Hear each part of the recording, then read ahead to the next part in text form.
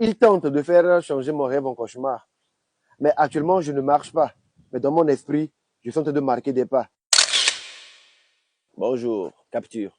Comment vous vous portez? La vie est belle. Donc, elle est belle pour nous, mais elle n'est pas belle pour ceux qui font tort à la liberté d'expression.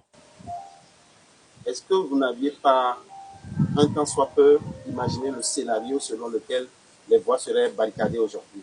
Cela faisait partie des possibilités qu'on avait envisagées. Mais bon, on s'est dit qu'à la dernière minute, le bon sens animerait certaines personnes et qu'il laisserait des citoyens comme nous exercer librement leurs droits.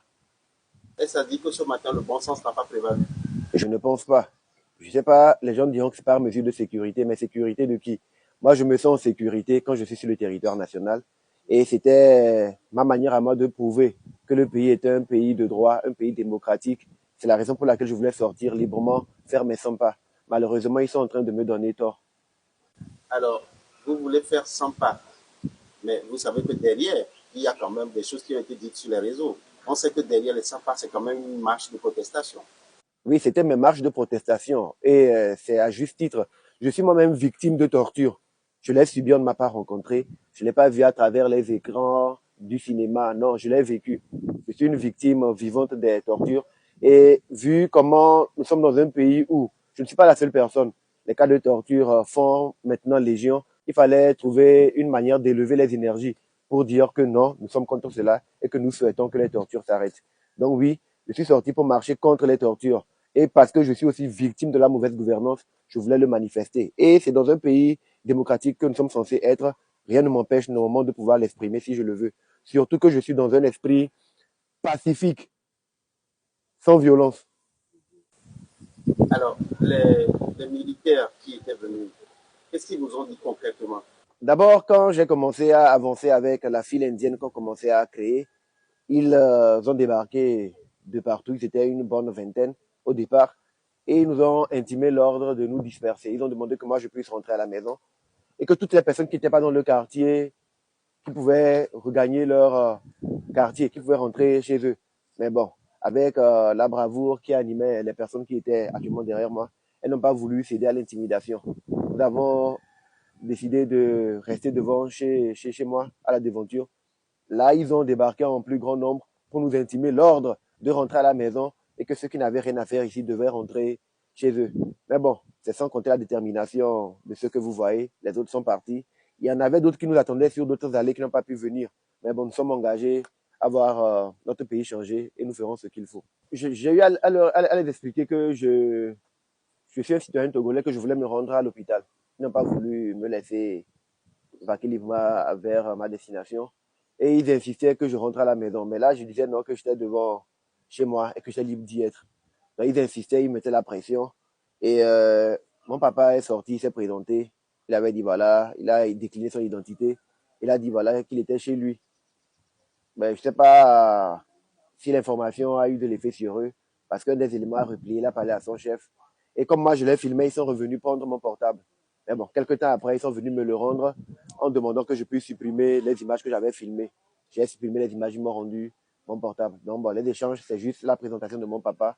Et après, bon, ils se sont repliés, ils sont encore restés dans les différents points.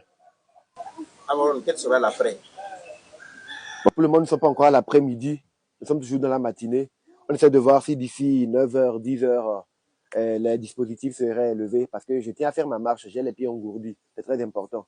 D'ici là, on verra ce qui se fera. On donnera une communication dans l'après-midi s'il le faut.